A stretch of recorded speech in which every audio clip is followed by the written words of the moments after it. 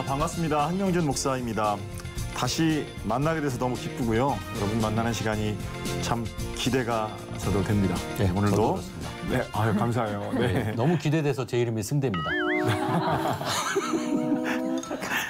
기대하는 마음으로 네. 요한일서 속으로 함께 들어가 보겠습니다. 네.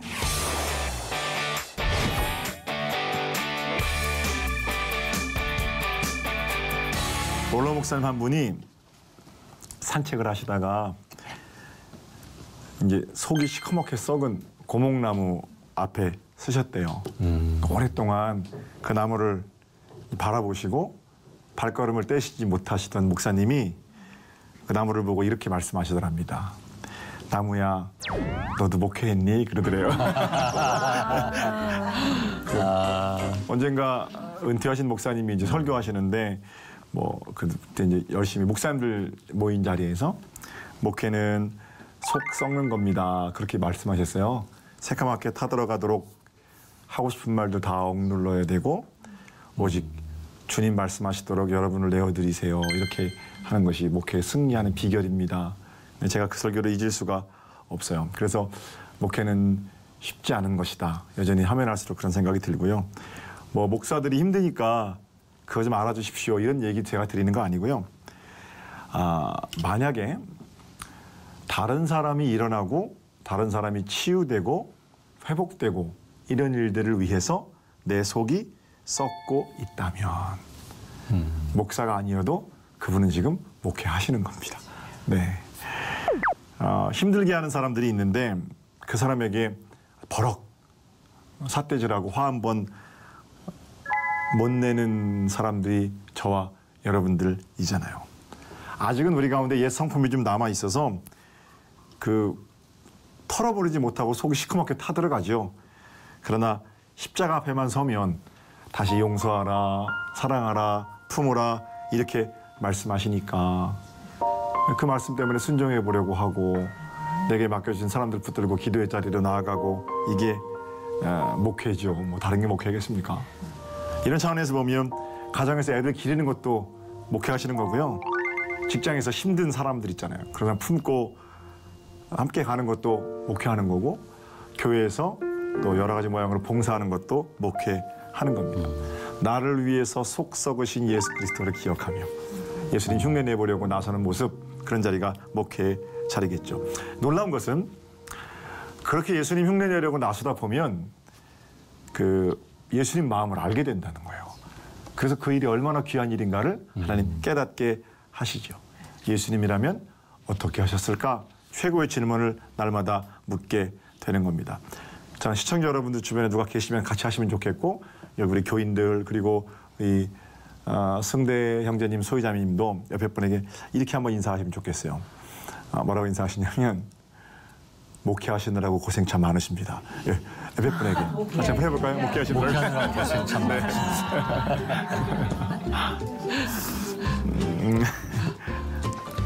요한일서 4장 계속해서 보고 있습니다. 이번 주를 포함해서 지난 3주 동안의 말씀을 묶을 수 있는 문장이 있는데 바로 하나님 안에 거한다 하는 겁니다. 제가 한 번씩 읽어볼게요. 먼저 12절은 제가 읽습니다.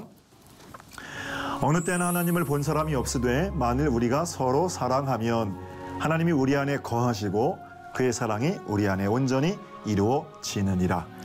하나님이 우리 안에 거하시는 길은 12절에 의하면 우리 살펴봤어요. 이미 우리가 서로 사랑하는 것, 서로 사랑할 때 하나님 우리 안에 거하십니다라고 그러죠. 그리고 지난 시간 13절 그 사실을 누가 알게 하신다고요? 성령님. 그죠? 예, 지난 시간 13절 말씀인데요. 네, 우리 소희자매님 한번 읽어주실까요? 13절입니다. 그의 성령을 우리에게 주심으로 우리가 그 안에 거하고 그가 우리 안에 거하시는 줄을 아느니라. 아멘. 아멘. 성령께서 우리가 사랑할 때 하나님의 자녀임을 다시 지금 증언해 주시고 그 안에 산다는 사실을 가르쳐 주시죠. 그리고 하나님 안에 거한다라고 묶어졌으니까 오늘 보면 14절 15절에 하나님께서 우리 안에 거하시는 또 다른 길을 소개하고 있거든요. 예, 승대 형제님 한번 14, 15절 읽어주시겠어요? 네. 네. 아버지가 아들을 세상에 구주로 보내신 것을 우리가 보았고 또 증언하노니 누구든지 예수를 하나님의 아들이라 시인하면 하나님이 그의 안에 거하시고 그도 하나님 안에 거하느니라. 아멘. 아멘. 하나님이 그 안에 거하시고 그가 하나님 안에 거하는 길을 누구든지 예수를 하나님의 아들이라 시인하는 자. 그렇죠. 뭐 이건 너무 많이 말씀드려서 다시 강조할 필요가 없습니다만 그럼에도 불구하고 이 말씀을 오늘 나눠야 될 것 같아요. 늘 말씀드리지만 그가 기독교인인가 아니면 그가 가지고 있는 신앙이 기독교 신앙인가 하는 진위 여부를 가릴 수 있는 것은 예수를 어떻게 고백하느냐에 달려 있어요. 예수가 그 사람에게 누구인가? 사람의 아들인데 좋은 도덕적인 모범인데 참 특별한 피조물 중에 하나인데 하나님께로 밀어 올려진 분이냐? 그렇게 고백하는 사람들은 그리스도인은 아닌 거예요. 최소한. 그리스도인은 그분은 하나님이시고 하나님이 이 땅에 오셔서 우리를 위해 십자가를 지고 돌아가시고 부활하시고 승천하심으로 우리의 구세주가 되시고 우리도 부활의 철매 되신 그분을 따라 영원한 생명을 이룰 수 있음을 믿는 것. 바로 하나님 예수를 그렇게 고백하는 사람들이 그리스도인인 거죠. 우리는 하나님을 어떻게 만납니까? 아들이신 예수를 통해서 하나님을 만나게 되죠. 나를 본 자는 아버지를 보았느니라 말씀하시기 때문에 그래요. 자, 제가 오늘은 쭉 아주 뭐 거칠게 요약이 되겠습니다만 본문의 저자인 요한과 그 요한의 친구들이 예수를 보았을 때 어떤 마음이었을까, 또 그들은 어떻게 예수를 전하려고 했을까 하는 것들을 한번 쭉 이야기식으로 얘기해 볼게요. 좀 거칠지만 너무 이제 투박하게 요약되어 있는 것 같지만 핵심적인 내용들은 다 요약했다고 제가 생각합니다. 자, 한번 진행해 볼게요. 바닷가에서 열심히 그들이 그물질하고 있는데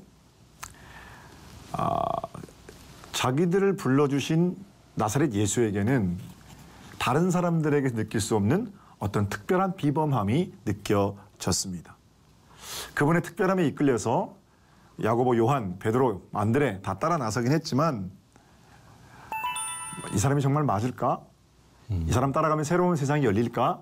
하고 반신반의하던 그들에게 산 위에서 가르쳐 주신 말씀은 그야말로 그들의 젊은 가슴을 뛰게 했습니다. 그 말씀은 특별한 것이었고 하나님에 대한 증거가 아니라 하나님이 직접 이 땅에 내려오셔서 증거하는 것처럼 그들에게는 들려졌습니다. 선생이신 예수에게서 어떤 영광이 흘러나오는 것처럼 그들은 보기도 하였습니다. 그분은 하나님의 아들이라고 고백되기 시작한 거죠. 어느 날엔 배를 타고 이동하는데 갑자기 풍랑을 만나게 됩니다.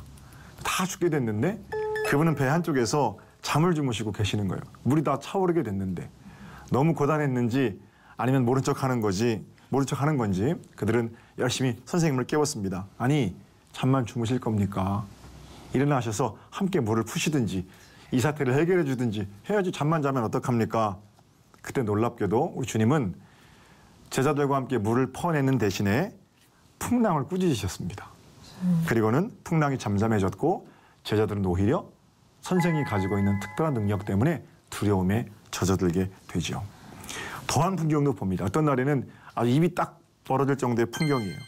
죽었던 자가 일어난 겁니다. 나인성에 홀로 사는 여인의 아들도 그랬고 회당장으로 존경받던 야이로의 딸도 죽었다가 살아나는 것. 그런 아주 가까이서 보았습니다. 하루는 나사로가 죽은 지 나흘이나 지났는데 수족을 동인 채로 걸어 나오는 것도 그들은 보았습니다. 사도 요한과 제자들은 가까이서 선생 예수의 그런 위대한 능력을 보고요. 인간에게서 나올 수 없는 능력임을 느끼게 됩니다. 그리고는 그들이 고백하는 거죠. 그분이야말로 우리 선생이야말로 하나님의 아들이시로구나. 선생님께서 행하신 일뿐만 아니라 선생이신 예수에게 일어난 일도 그들에게는 충격이었습니다. 하루는 요한은 같이 친하게 지내던 베드로, 야고보와 함께 이 소위 베드로 삼총사 아닙니까? 예수님께서 산에 오르지 않겠니? 라고 제안을 받게 됩니다. 그래서 산에 올랐을 때 산 꼭대기에서 예수가 영광스러운 모습으로 변화되는 것도 보았습니다. 선생 예수가 모세와 엘리야와 함께 이야기를 나누셨습니다. 그리고는 하늘의 음성이 귀에 또렷하게 들렸죠. 이는 내 사랑하는 아들이다. 기뻐하는 자다. 너희는 그의 말을 들으라. 요한은 진짜 그 음성을 들었던 거예요. 그리고 그들은 나가서 예수야말로 하나님의 아들이심을 증거하게 되었던 거죠. 사도들이 보았던 예수의 마지막 모습은 어땠나요? 겟세마네 동산에서 선생님이 피땀 흘려 기도하셨습니다. 그리고는 간혹 이해할 수 없었지만 선생님 말씀대로 십자가에 달려 돌아가셨습니다. 돌아가시면서 홀로 남은 자기 자신 요한에게 요한아 네 어머니다. 어머니의 마지막도 부탁하셨습니다. 슬픔이죠. 아니 이제까지의 신통력이라면 물 위를 걸으신다든지 죽은 남은 살려내는 그런 능력이라면 자신이 죽을 자리에서 충분히 조롱하는 무리들을 꾸짖고 내려올 수 있었을 텐데 그분은 말없이 그 위에서 돌아가셨단 말입니다. 그리고는 늘 말씀하시던 대로 사흘 만에 죽음을 권세를 이기시고 살아나셨죠. 두려워 떨고 있는 자신들이 그 다락방 안에 문도 열지 않고 들어오시는가 하면 부활하신 몸으로 갈릴리 바닷가로 도망가 있는 자신들에게 찾아오셔서 생선도 나누어 주셨어요. 급기야는 자기 눈앞에서 하늘 올라가시면서 내가 다시 올 거다 이렇게까지 말씀하셨어요. 이거는 인간에게는 일어날 수 없는 일이잖아요.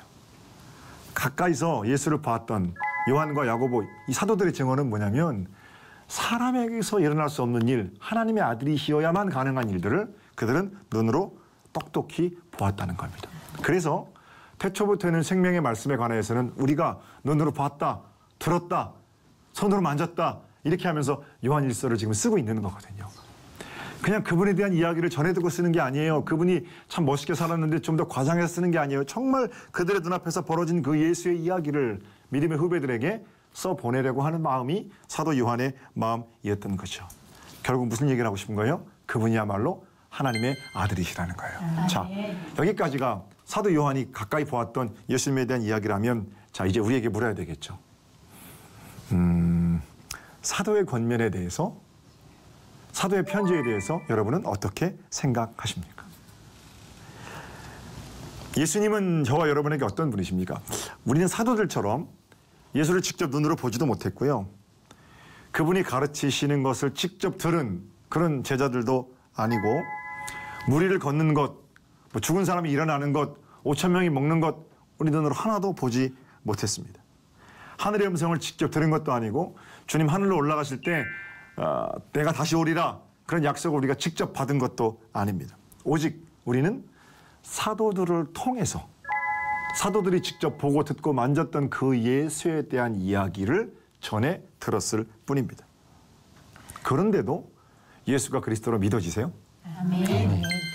기적 같은 일인 거예요. 직접 보고 믿는 사도들은 그렇다 쳐도 우리는 그거 보지 않았는데 사도들을 통해 전해 들은 그 예수에 대한 이야기가 믿어지고 2000년 전 나사렛 청년의 죽음이 전 인류를 향한 하나님의 아들의 죽음이심이 믿어지고 이게 믿어진다면 이렇게 믿어지게 하시는 분이 누구십니까? 성령님이세요. 예수를 그리스도로 고백하게 하시는 분이 바로 성령님이세요. 뭐가 기적이냐면 그게 믿어지는 게 기적이에요. 아멘. 고린도 12장에 사도 바울이 이렇게 편지합니다. 그러므로 내가 너희에게 알리노니 하나님의 영으로 말하는 자는 누구든지 예수를 저주할 자라 하지 아니하고 또 성령으로 아니하고는 누구든지 예수를 주시라 할 수 없느니라. 성령으로 아니하고는 예수를 그리스도라 주라 고백할 수가 없는 거죠. 14절로 한번 가볼게요. 14절. 사도들의 증언이 믿어지게 하시는데 14절 우리 승대 형제님이 읽어주시겠어요? 네. 아버지가 아들을 세상의 구주로 보내신 것을 우리가 보았고 또 증언하노니. 아멘. 아멘. 세상을 구원하시려고 아버지 하나님께서 아들 예수를 이 땅에 보내셨음을 우리가 증언한다. 우리는 사도들의 그 증언을 믿는 거죠. 권세 있는 교훈을 가르치신 것도 귀신을 내쫓으신 것도 이적을 행하신 것, 무리를 걸으신 것, 죽은 자를 일으키신 것, 풍랑을 잠잠케 하신 것, 뭉든 병자, 중풍병자, 혈루병자 고치신 것, 앉은 병이 일으키시고 귀머거리 귀를 여시고 소경의 눈을 뜨게 하시고 그리고 마침내 고귀한 몸으로 십자가를 지고 돌아가게 하시고 3일 만에 부활 승천하신 것, 이 모든 일들이 아버지께로부터 위임받은 한 가지 일을 완수하기 위함이에요. 그 한 가지 일이 뭡니까? 우리와 온 세상을 구원하시는 죄와 죽음에서 세상을 건져내시려고 이 모든 일들을 감당하신 거죠. 그래서 기독교인으로서의 삶은 그분이 하나님의 아들이시고 나와 세상을 죄로부터 구원할 구세주이심을 믿고 받아들이는 것으로부터 시작합니다. 자, 유식한 말로 이걸 뭐라고 그래요? 우리 잘 아는 말로 영접이라고 그럽니다. 예수 그리스도를 마음속에 모셔드리는 것. 자, 여기까지가 사도 요한이 말하고 싶은 하나님의 아들 되신 예수 그리스도, 그분을 영접하는 길이라면 신앙생활에서 끝나는 거 아니죠. 영접과 동일하게 강조돼야 할 부분이 있는데 바로 동행입니다. 이제 주님을 영접했으면 주님과 동행하며 하나님과 더불어 함께 살아가는 겁니다. 그러니까 사도 요한이 우리에게 보여주는 길은 영접으로 시작해서 동행으로 완성되는 그런 길인 거예요. 어떤 목사님 설교를 듣다가 재밌는 말씀을 하셔서 제가 좀 옮겨드리면, 옛날에 저 어렸을 때 부흥회 할 때는요, 강사님들이 오셔서 믿습니까? 그러면 아멘 소리가 작으면 믿습니까? 더 크게 하세요. 아멘 크게 안 합니까? 아멘 뭐 이렇게. 그러니까 확신을 주시기 위한 어떤 그런 퍼포먼스이기도 한데, 그러다가 어느 날 이렇게 묻기도 하세요. 지금 죽어도 하나님 품에 안길 자신 있는 사람 손 드세요. 그런단 말이에요. 구원의 확신 체크해 보려고. 그러면 처음에 몇몇 열심히 있는 교회들이 번쩍 손을 들고 나머지는 이거 들어야 되나 말아야 되나 눈치 보고 있거든요. 그러면 강사님이 뭐라 그러면, 아니 내가 여태까지 설교했는데 믿음이 그렇게 없어요? 손 드세요. 그럼 또 주저하는 몇몇 사람들이 얼떨결에 손 떠드는 거예요. 근데 아직도 이 강사 마음에 안 차요. 그러니까 어떤 강사가 뭐라 그러냐면, 아직도 못 믿겠어. 그런단 말이에요. 혼내는 거예요. 일단 손 들어. 손 들고 믿어. 왜 이렇게까지. 예. 그래서 그 자리에 참석했던 목사님이 억지로 손을 들었다고 그래요. 마음속에는 난 아직도 잘 모르겠는데 일단 들으라니까. 들고 믿으라니까. 뭐 구원의 확신 강조하려고, 영접하는 거 강조하려고 그렇게 했다고 이해할 수는 있겠죠. 그러나 영접한다고 해서 할 일 다 끝난 거 아니거든요. 영접과 더불어서 더욱 요청되는 것은 하나님과 동행입니다. 그러니까 전도는 1차적으로 예수를 그리스도로 인지하게 되고 받아들이고 고백하게 하는, 영접시키는 일이 처음이라면, 동시에 내가 주님과 동행하며 걷는 이 길 위로 다른 사람들을 초청해서 함께 걸어가는 걸음. 그게 전도이겠죠. 다시 제가 여쭐게요. 여러분에게 예수님 어떤 분이세요? 하나님의 아들, 구원자, 예수 그리스도. 그렇게 영접하고 계시죠? 그럼 이제 여러분 하나님 안에 거하시는 건데, 왜냐하면 누구든지 예수를 그리스도라 시인하는 자는 하나님 안에 거한다, 이렇게 말씀하시기 때문이에요. 그럼 뭐가 남았습니까? 주님 안에 거하며 주와 함께 걸어가는 동행이 남은 거죠. 네. 그분의 인도하신 대로 그 길 위에서 우리 주님이 아플 때 나도 좀 아프고, 사랑하기 때문에 소가리를 해야 되면 함께 주님과 함께 아파하는 마음, 그런 마음도 필요할 거고, 그렇게 동행하는 동안 세상이 줄 수 없는 기쁨과 평강을 누리게 되겠죠. 아멘. 이제 어느덧 8월 중순이 가까이 됐는데 여전히 아직 덥죠. 그래도 좀 있으면 가을이잖아요. 생각만 해도 얼마나 좋습니까? 이렇게 주님과 동행하며 살 때 어느덧 내 인생에 가을이 올 거 아닙니까? 그러면 그 가을이 왔을 때 어떤 열매가 맺혀질지 기대하며 걷는 걸음이 행복한 걸음들이겠죠. 이제 좀 있으면 9월인데 찬바람 불기 시작하면 기억나는 시가 하나 있는데요. 원래 이게 윤동주 선생님 시라고 알려져 있는데 그렇지도 않다 하는 분도 계시더라고요. 어쨌든 누가 지었는지는 잘 모르겠습니다만, 내 인생에 가을이 오면 이런 시가 있거든요.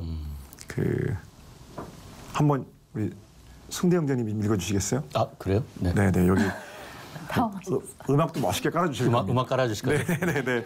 낙엽 좀 뿌려야 돼. 낙엽씨 뿌려요. 한번 읽어주세요. 네. 내 인생에 가을이 오면 나는 나에게 물어볼 이야기들이 있습니다. 내 인생에 가을이 오면 나는 나에게 사람들을 사랑했느냐고 물을 겁니다.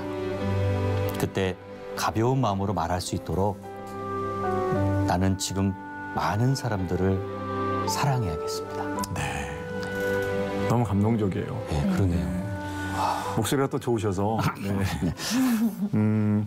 가을이 왔을 때 가벼운 마음으로 말할 수 있도록 지금 사랑하는 삶, 그런 것들을 살아내겠다는 거죠.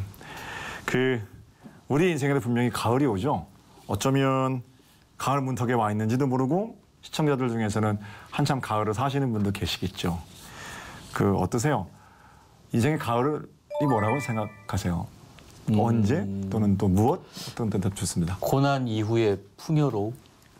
네, 그러니까 우리가 이렇게 풍요로운 가을처럼 인생을 맞이할 수 있도록 바람도 주시고 때로는 비도 내려주시고 태풍도 주시고 뭐 지난 여름 되게 그랬잖아요. 네. 그런 것들이 아름다운 곡식이 우리 인생의 곡식들이 이어갈 수 있도록 이렇게 하나님께서 주신 것을 또 생각하면 야 그때 그런 것 때문에 내가 이렇게 이겨갈 수 있었구나. 네. 이렇게 또 행복해질 수 있었구나라는 걸 좀 느낍니다. 그렇군요. 네. 고난 뒤의 풍요로움. 네. 아, 이 시보다 더 좋은데요? 그래요? 네. 소희자매는 가을을 뭐라고 생각하세요? 인생의 가을? 저희가 아직 가을을 이렇게 살아보지 않아서 그렇겠죠. 네. 그냥 인생 선배님들이 이렇게 생각이 이분 저분 많이 났는데 고난 후에 오는 풍요로움이라는 말에 지금 생각나는 분이 계신데요. 네. 가까운 분이에요. 저희 어머님이 생각이 나요. 물론 저희 어머님, 아버님 다 힘들게 사셨지만 정말 옛날엔 다 힘들게 사셨잖아요. 근데 정말 뭐 거의 가진 거 없이 시작하셨는데 정말 지금 하나님 은혜로 많은 것들을 누린다고 항상 감사하시더라고요. 근데 그게 진짜인 거예요. 왜냐면 원래 내 인생이 가을이었다면 그런 걸 못 느끼셨을 텐데 정말 힘들게 살아오셨기 때문에 지금 이렇게 누리고 계신 것들이 정말 감사해서 또 이건 좀 제가 자랑을 하고 싶은데 네, 네. 최근에 이제 10년 동안 적금을 이렇게 넣으신 게 만기가 되셨어요. 네. 그랬는데 그게 좀 액수가 좀 됐던 것 같아요. 근데 그걸 이제 정말 너무 감사한 마음으로 마음을 받아 성령님이 주시는 감동으로 교회 버스가 너무 오래돼서 부품을 구하기도 힘든 그런 오래된 버스였거든요. 그래서 버스를 기증하셨어요. 10년짜리 적금이 만기가 되었는데 아이고, 너무 감사해요. 거의 그 돈을 다 80%를 버스를 기증하셨는데 그 얘기를 저희를 앉혀놓고 이제 결정을 다 하시고 말씀을 하시면서 눈물을 글썽거리시는 거예요. 그러니까 정말 그게 감사해서 눈물이 글썽거리시는 거예요. 멋져요. 그 모습을 보고 난 저렇게 살 수 있을까? 난 저렇게 내어드릴 수 있을까? 그래서 정말 존경스러웠어요. 그래서 정말 자랑스러웠는데 좋아요. 기회가 되면 말하고 싶었어요. 감사해요. 박수 한번 어머니, 주시죠. 네. 어머니의 와. 믿음과 헌신이 자녀들 가운데 다 흘러 들어갑니다. 그거 제가 목회하면서 얻은 경험은 어디 가지 않습니다. 정말로 그러세요. 맞아요. 복된 것으로 아마 충분히 이루실 거예요. 자, 그러면 가을이 오면 가을이 가을다울 수 있으려면 고난 속에서도 풍요를 노래하는 거고, 그죠? 네. 어머니 그러셨던 것처럼 내 인생의 가을에 풍성하게 헌신하고 드리고도 마음이 깊을 수 있도록 그게 뭐 한순간에 이루어지는 건 아니거든요. 늘 쌓아오신 기도의 공이 또 믿음의 능력들이 그렇게 풍성한 걸 이루는 거잖아요. 그러면 가을에 사랑함으로 하나님께서 우리 인생을 샘하신다면 가을에 나는 엄청나게 위대한 사랑을 할 거다. 지금은 좀 사랑하지 않고 이거 아니잖아요.